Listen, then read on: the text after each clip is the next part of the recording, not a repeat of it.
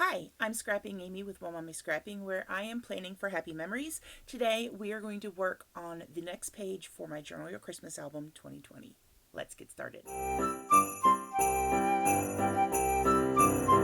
Alright, so I have already created half of this page. It will go into the memory book as the first actual part that comes out from the spine. And this will house quite a few of the pages for Journal Your Christmas. Quite a few of the days, I guess I should say. I have made some of the little tags for the pockets already. All of the dies I'm using came from this die set, the Keepsake Bookmaker, which is 2278E. I really like this particular design. In addition to using the Dear Santa papers, I've also pulled out some of the glitter card from Tonic Studios. I'm going to need that in a moment. The Ruby Ritz, Gold Dust, and believe it or not, Black Sapphire. There's a little bit of black in this particular collection for Christmas, which always surprises me, but I'm kind of glad that they included it. It's nice to have the contrast. And then I also pulled out Lucky Shamrock. It's a little bit of a brighter green though, so I haven't used that yet. I'm not sure yet if I will or not. We're just going to wait and see. Now, I'm going to set this off to the side, and I want to show you how this page works because it's a lot of fun. I'm using magnets in here for the first time as well. Haven't done a page yet with magnets on for Journal Your Christmas, but it actually unfolds. And so these are where I do some of the little decorative pages. So I am going to create the top part. This bottom part folds out to the left and down. This one's going to fold up and to the right. Alright, so these magnets are by Tonic Studio. They are their smaller craft magnets. They're 10 millimeters by 0.8 millimeters. I use these. This particular pack was actually given to me by Tonic Studios. I also have some that I had, old ones from Basic Gray, and then I've actually just bought like little 6 millimeter magnets from Amazon, and those have worked too. The difference between these from Tonic Studios and the ones from Amazon is that the Tonic Studio, actually it's hard to see with this, they come with their own adhesive. So I am left with these four. So I can do the couple things. I could have this one up here, I could have it right here, I could actually have all of them and go all the way up, but I'm actually thinking about doing it so it flips down. And so to do that, this is a little easier with like the square memory book because it's square and it opens up on the edges. It doesn't matter. These open up on the long edges, which would kind of work for this one, but not really this one or this one. So I just went ahead, cut these, and then trimmed off the side. This is where you're going to want to have a scoreboard. So this is where also these measurements come in handy. So I have some of the leftover cardstock that I use to make these bases that I have cut into widths. And so this first one is 2 1/8 inches, and I just realized I scored on the wrong line, but that's okay.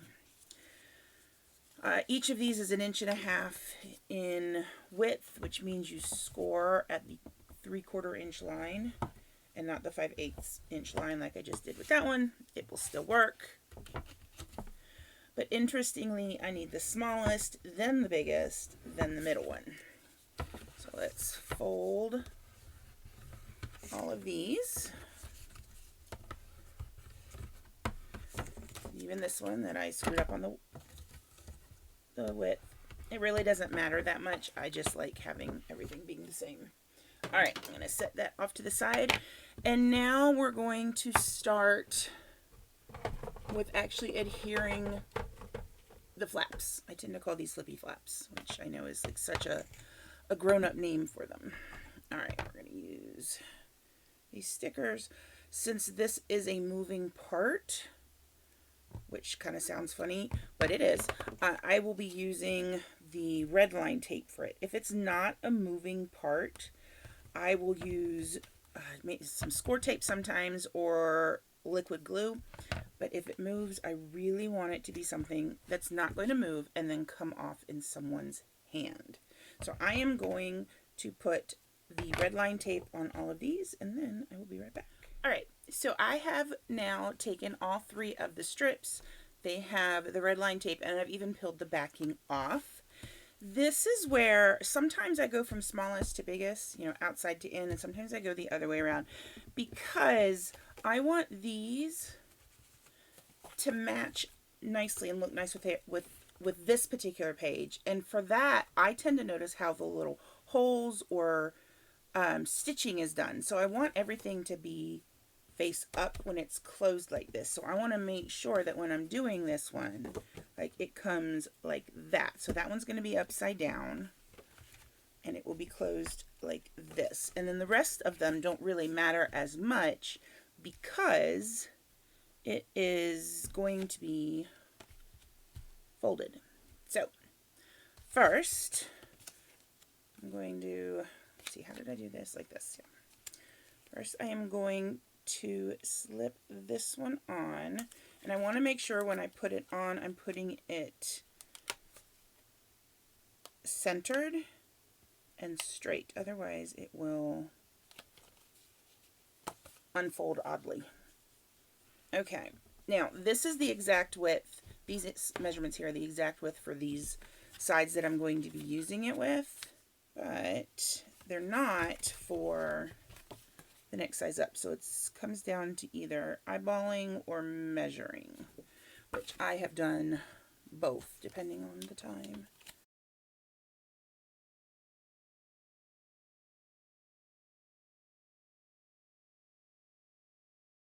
This is also where I can count the dots. So I have 4 of those little dots here and 4 on this side. So no, it's relatively straight.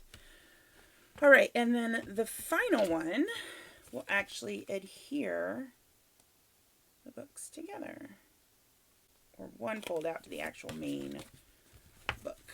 And I will open that up to be able to slip this. And if I'm not mistaken, this one will have 5 dots.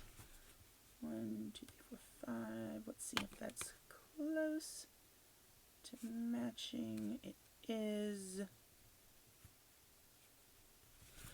All right. So I now have my book.